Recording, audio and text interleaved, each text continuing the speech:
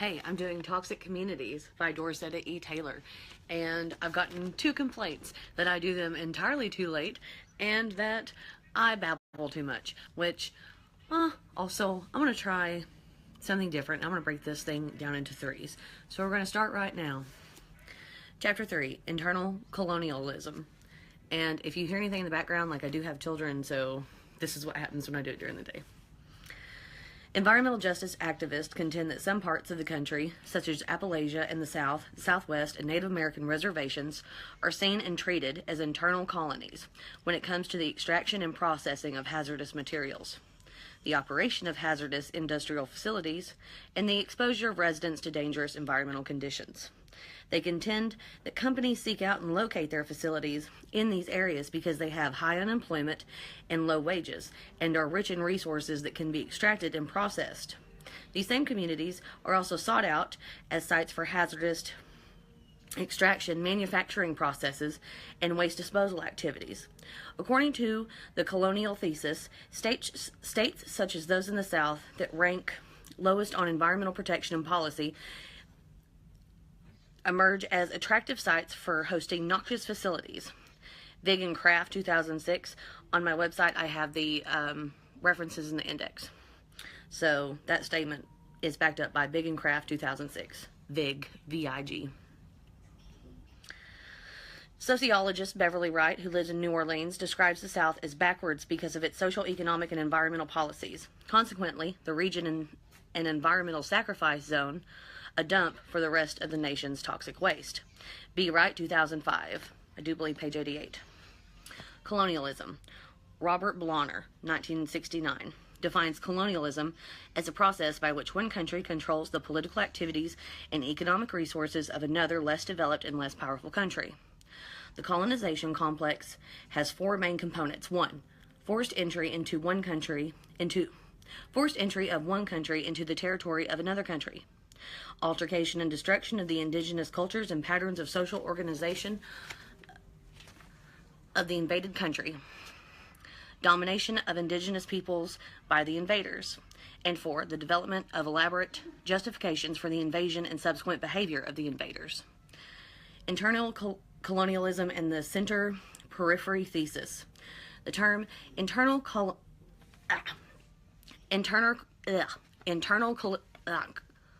I've been saying it perfect the entire time. The term colonialism is used by Blauner to describe the conditions and experiences of people of color in the United States. The term is also used to refer to territorial relationships within a political entity. Blauner argues that the same dynamics that operate in the external colonial context operate with internal colonialism. In addition to overseas colonial expansion, major industrial countries such as the U.S. seek to bring their hinterlands or peripheral regions under the control of the core. Such moves towards the internal colonization result in tensions or conflicts between the core or center of the periphery of the country. The core develops exploitive relationships with the periphery, using the hinterland's natural resources and cheap labor to enhance or sustain its development. If the periphery has indigenous or culturally distinct peoples, the core often discriminates against them. The core monopolizes trade and commerce, thus forcing the peripheral region to develop as a complementary economy of the core. The economic dependence of the internal colony is reinforced by legal, political, and military measures. The periphery is often characterized by lower levels of service and lower standards of living than the core. Blauner, 1969, and Hector, Hechter, 1994. In the past, the American South provided raw materials and labors. The northern states used laws and military action to ensure the South's compliance.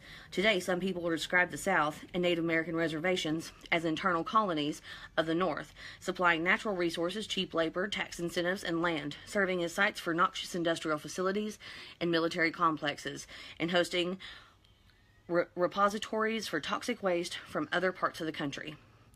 Environmental justice activists oppose industrial projects they consider dangerous to people's health and environmental quality. This being the case, they are particularly sensitive to projects that produce, process, or dispose of hazardous materials in minority communities. Environmental justice activists also oppose corporations that split their operations, placing their corporate headquarters and administrative offices in the the office areas in the business districts or suburbs of major cities of the North, while placing the processing, manufacturing, and disposal of the dirty or dangerous parts of the operation in minority or low-income communities. Activists invoke the internal colonial frame when dealing with such corporations and facilities. References: Adola 2000, LeDuc 1999, James Jaimes 1992, Churchill and LeDuc 1992, Gedicks Gedicks 1993, 1998, 2001, Agman Agyeman, Bullard and Evans 2003, and D.E. Taylor 2010. The references in the index are on my blog, www.southernfriedsocialist.com. However, activists recognize that not all corporations are entirely domestic. Ergo, in cases such as Shintech in Convent and Shell in Narco, where multinational corporations headquartered in Japan and the Netherlands place their manufacturing operations in rural Louisiana. Activists use the term external colonialism to describe these dynamics. Hey. Militarism and political coercion. The frame of internal colonialism is also applicable to Native American reservations because these entities arose out of military conquest and subsequent military domination. The reservations are also entities that are geographically defined by their locations chosen by the federal government. Indigenous populations were placed in these designated territories. The reservation system was one of the tools of the military conquest that settlers used to get the upper hand on native tribes. The designation of fixed territories for indigenous peoples by invading groups is a common feature of the colonial model. There is a long history of military operations occurring adjacent to reservations. In fact, the United States War Department was created in 1789, in part to handle Indian affairs. Even after the Bureau of Indian Affairs, BIA, was created in 1824, Indian matters remained under the aegis of the War Department. The BIA was transferred to the newly created Department of the Interior in 1849, and BIA 2012. Hooks and Smith 2004 and Thomas Fannin and Rossman, Fannin, 2010, argue that militarism and police coercion explain both the location of Native American reservations and also the hazards tribes are exposed to. As later discussed, so later on in the book, we go into militarism, and is accompanied by exposure to environmental hazards. And I have a side note that I would like to talk about. But going on. Sovereignty. The question of sovereignty is also one that's tied to colonial relations. In the case of Native American tribes, they are sovereign nations. That means tribes that are autonomous and have the legal right to govern and determine how their lands are used. However, the notion of sovereignty is a nebulous one when it comes to operating hazardous facilities. This is the case because the laws that govern tribal lands differ than those governing the lands in the country. Therefore, those who wish to see hazardous facilities sited on reservations can bypass state regulations and deal directly with the tribes. Those who oppose tribal decisions also offer their own definitions of sovereignty. Clark 2002, Great Northern Paper versus Penobscot Nation 2001. I'm so sorry if I am saying that wrong. While sovereignty allows the tribe's greater decision-making authority, it also leaves room for manipulation by corporate interests. Natural resources and native lands. Native American reservations host many extractive industrial operations because tribal lands hold significant and strategic reserves of natural resources. There are 565 federally recognized tribes and 326 reservations in the U.S. The reservations occupy about 56.2 million acres, or about 4% of the land area in the country. Native American reservations are located on about 3% of Americans' oil and natural gas reserves, 15% of the coal reserves, and between 37% and 55% of the uranium reserves. Substantial quantities of bauxite and zeolites, Zeolites, also lie beneath Indian reservations. However, land bearing valuable resources is sometimes removed from reservations when such resources have been discovered. One such example is the massive copper deposit found in the Papago Reservation in Arizona in the 1920s. Papago. I hope I'm saying that right. The ore-bearing part of the reservation was removed from Indian control by decree of the U.S. Congress. A second example of the colossal Fort Union coal deposit that underlines the territory reserved for the Lakota, Cheyenne, and Arapaho. How I say it, I feel so bad. Arapaho? Arapaho nations. Arapaho nations. 90% of the reservation land has been removed from Indian control. And that's Emmett and Matheny, 1991. Nabokov, 1991. James J. Imes, 1992. Churchill and Leduc, 1992. Ambler, Ambler, 1990. Thorpe, 1996. BIA, 2010A and 2010B. Thomas, Fannin, and Rossman. I have the index and the references on to this book, Toxic Communities, on my blog, www.southernfriedsocialist.com. Local elites in the colonialist context. At times, minority elites act more in concert with corporate interests than of the fellow community residents. In essence, the global marketplace and multinational corporations have created incentives for elites, regardless of their social location, to act to reinforce elite and corporate interests rather than those of the poor and marginal populations. So the relationship between the corporations and reservations is not simply one of corporations exploiting the resources of the hinterlands, the lands on the periphery. The exploitation is sometimes facilitated by local elites, some of whom are minorities, Bello 1994 and Escobar 1995. Another aspect of the colonialist complex is the manipulation of indigenous elites. In some cases where local residents express strong opposition to corporate operations, hand-picked locals or tribal representatives are installed as decision makers and spokespersons for the target community. For instance, the imposition of tribal councils throughout the 1934 Indian Reorganization Act, IRA, hastened the process of transferring resources from reservations to non-Indians. The institutionalization of the IRA resulted in a significant decline in the power and control of traditional leaders. This is the case because increasingly under the IRA, tribal governments have been governed by corporatist tribal councils or boards answerable to the Secretary of the Interior. The tribal governments have been rooted not in traditional leadership, but in constitutions and charters drafted by the BIA. Decisions have had to be made to decisions have had to be approved by the Secretary of the Interior or the Commissioner of Indian Affairs. Hence, democratic majority rule replaced the traditional consensual method of decision-making that tribes used. Robbins, 1992, and James J. Imes, 1992. The model for the use of tribal councils was pioneered in the 1920s, after a traditional Navajo tribal government blocked oil exploration on their reservation. Hence, the 1923 Commissioner Charles Burke issued regulations relating to the Navajo tribe of Indians, which was intended to promote better administration of the Navajo tribe without consulting the tribe. The commissioner appointed the Navajo Grand Council, composed of young, hand-picked, pre-development, boarding school educated Indians who sat on the council. I don't like saying Indians, but that's what the author has used. And I don't think they like being called Native Americans either, because that's still forcing America on them. I think they prefer First Nations, but they can correct me. Basically, they handpicked all these people to sit on this council. The traditional tribal government was excluded from the council. Despite the objections of the traditional tribal leaders, the handpicked council signed the leasing agreements sought by Standard Oil. Since then, tribal councils have been installed on reservations and have been used to circumvent the wishes of Indians all over the country. When the IRA administrators endorsed the use of tribal councils to supplement traditional tribal governments, many Native Americans objected strenuously. Robbins, 1992, and James, 1992.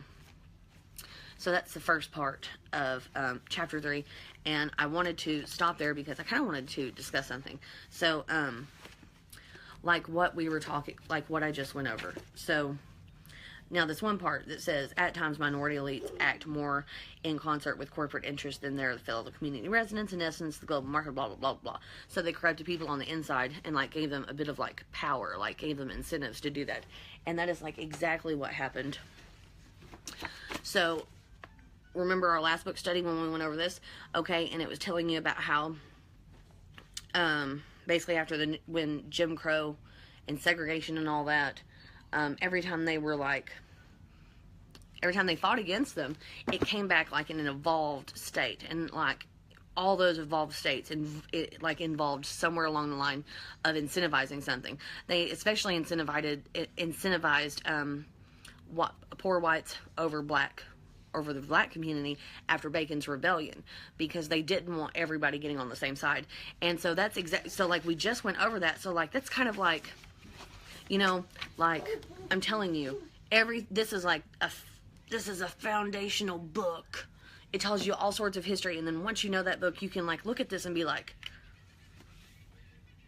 and see, like this book was even wrote before the Dakota Access Pipeline. Like, so I went there, and like they had militarized police and dogs like tearing up First Nations, and like they were here first. And you know the entire reason why they're beating them up, because they want to put a pipe. Well, they did. They put that pipeline straight through their land, went and dug up their ancestral lands.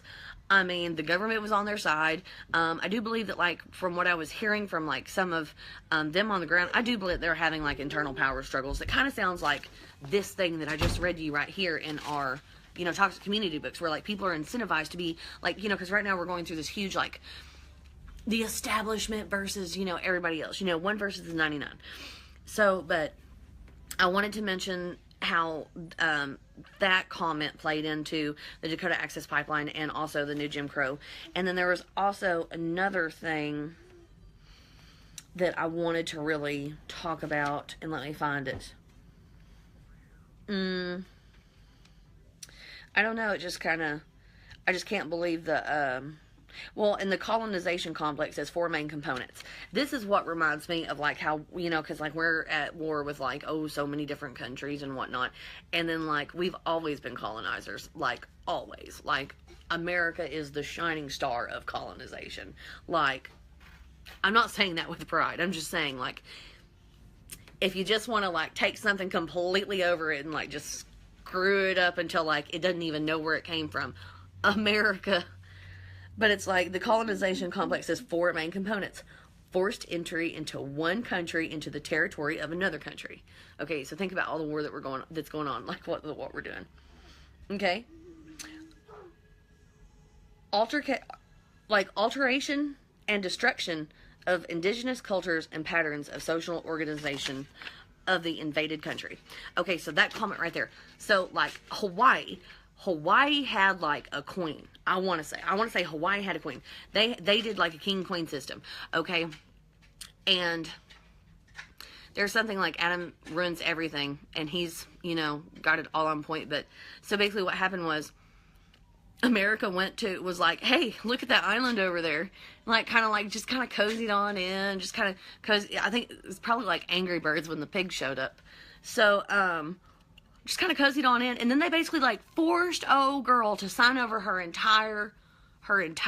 Like, that's how we coerced somebody else. And then we did the same thing that we did to Native Americans. We pretty much took their children, like, cut their hair, took their culture, and, like, pretty much beat them up if they tried to, like, speak their native language. Like, Hawaii has a whole native language, and all that tiki torch bullshit, that's not even, like, I don't even think that's real Hawaiian. Like, I doubt they had tiki bars, okay? I think that's probably just, like, one real big, like, whitewashed crap.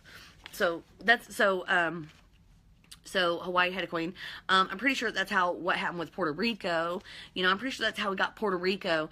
And then, also, like, Native American, or First Nations people in, on this land, we took their children, and did you know that we took their children and put them into boarding schools, and they suffered, like, all sorts of atrocities, and they did cut their hair. Like, they cut their hair super short, and, like, they would beat them. There was, like, sexual assaults that was rampant. like they were taken from their parents and like put in this boarding school thing, and it was like militarized, like it was almost like a military school, and it was just inhumane to to steal somebody's culture. That's not stealing somebody's wallet. That's not stealing somebody's, $5. That's not stealing somebody's wife.